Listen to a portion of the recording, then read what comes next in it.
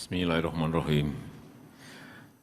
Assalamualaikum warahmatullahi wabarakatuh.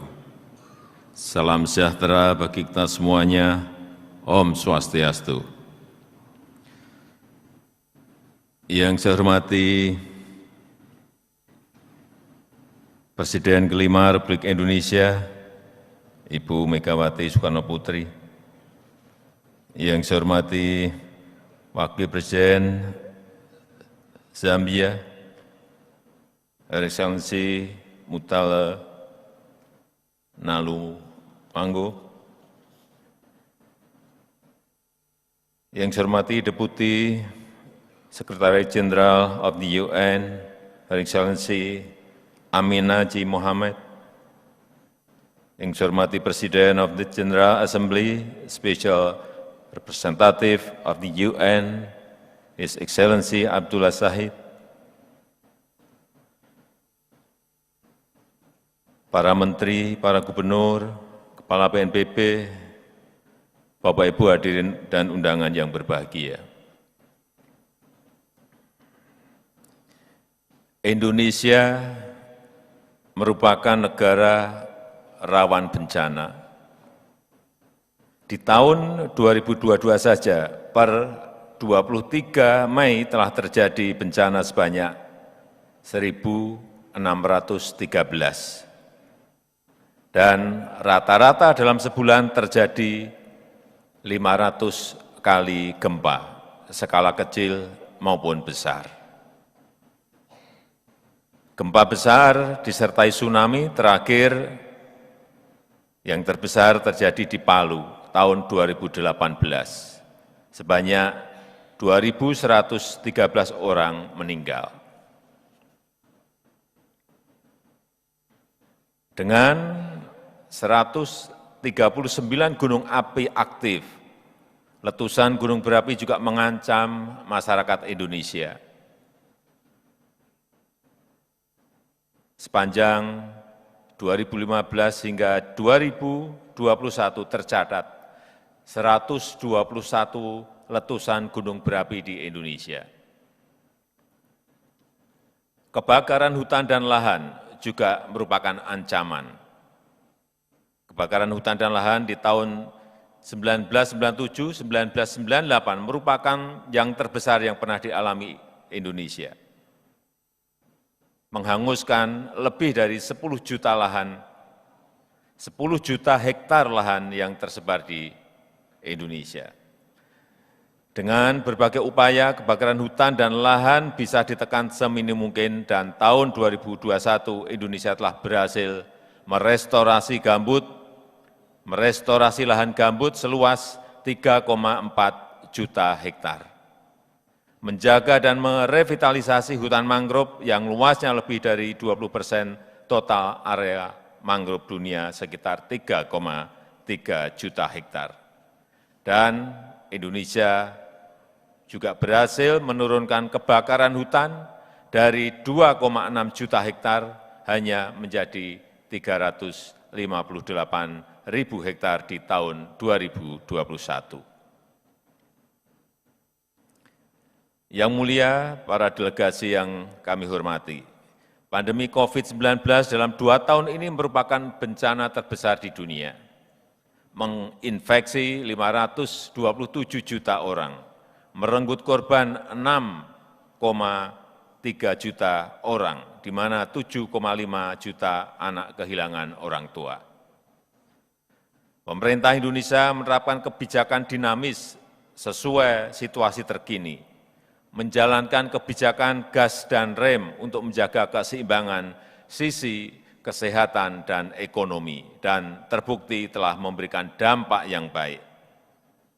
Indonesia yang terdiri dari 17.000 pulau dengan populasi 270 juta orang telah mensuntikkan 411 juta dosis vaksin.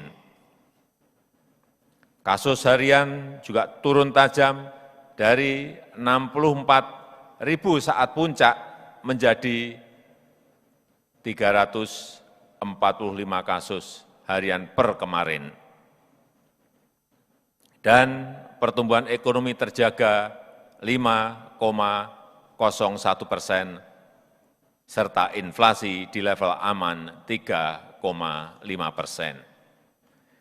Daya tahan dan kesiapsiagaan terhadap bencana sangat menentukan angka kerugian yang harus ditanggung akibat bencana.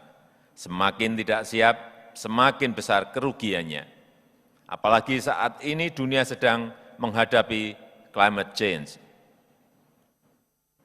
Yang mulia para delegasi yang kami hormati, dengan tantangan kebencanaan yang berat dan bisa terjadi setiap saat, masyarakat dan pemerintah Indonesia harus siaga dan sigap menghadapi bencana, membangun sistem peringatan dini multi bencana, serta perwujudan masyarakat yang sadar dan tangguh akan bencana. Oleh karena itu, dalam Global Platform for Disaster Risk Reduction kali ini, pemerintah Indonesia menawarkan kepada dunia konsep resiliensi berkelanjutan sebagai solusi untuk menjawab tantangan risiko sistemik menghadapi semua bentuk bencana, termasuk menghadapi pandemi, dan sekaligus mendukung implementasi pembangunan berkelanjutan. Pertama, kita harus memperkuat budaya dan kelembagaan siaga bencana yang antisipatif, responsif, dan adaptif menghadapi bencana. Pendidikan aman bencana, serta kelembagaan pemerintahan dan sosial yang sinergis dan tanggap terhadap bencana harus menjadi prioritas kita bersama. Yang kedua, setiap negara harus berinvestasi dalam sains, teknologi, dan inovasi, termasuk dalam menjamin akses pendanaan dan transfer teknologi. Akses pendanaan merupakan isu yang penting yang harus kita tangani secara serius. Indonesia menyusun strategi pendanaan dan asuransi bencana dengan membentuk dana bersama atau pooling fund, serta penggunaan dana pembangunan di tingkat desa melalui dana desa untuk mendukung upaya mitigasi dan kesiapsiagaan. Yang ketiga, membangun infrastruktur yang tangguh bencana dan tangguh terhadap perubahan iklim.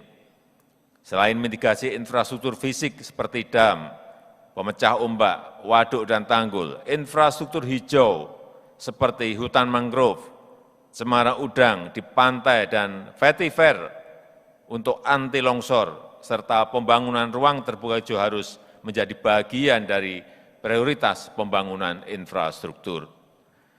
Perlindungan kepada masyarakat kelompok rentan yang bertempat tinggal di wilayah berisiko tinggi harus mendapatkan perhatian serius. Keempat, kita harus berkomitmen untuk mengimplementasikan kesepakatan global di tingkat nasional sampai tingkat lokal. Kerangka kerja Sendai, kesepakatan Paris, dan SDGs merupakan persetujuan internasional yang penting dalam upaya pengurangan risiko bencana dan perubahan iklim. Saya mengajak seluruh negara untuk berkomitmen dan bersungguh-sungguh untuk mengimplementasikannya. Yang mulia, para delegasi yang saya hormati, pengurangan risiko bencana adalah investasi efektif untuk mencegah kerugian di masa depan. Karena itu kami menegaskan komitmen Indonesia untuk melaksanakan kerangka kerja Sendai serta komitmen internasional lainnya. Indonesia juga siap berbagi pengalaman dan pengetahuan dalam mitigasi bencana. Sebagai negara rawan bencana, Indonesia mempunyai akumulasi pengetahuan dan pengalaman yang bisa menjadi pelajaran penting bagi dunia. Tapi Indonesia juga sangat ingin belajar dari pengalaman internasional. Let's work together to mitigate the risk of disaster for a better life, today and tomorrow. That's all from me in this special occasion by reciting Bismillahirrahmanirrahim, the seventh session of Global Platform for Disaster Risk Reduction in 2022 is officially open. Terima kasih. Assalamualaikum warahmatullahi wabarakatuh. Please stay.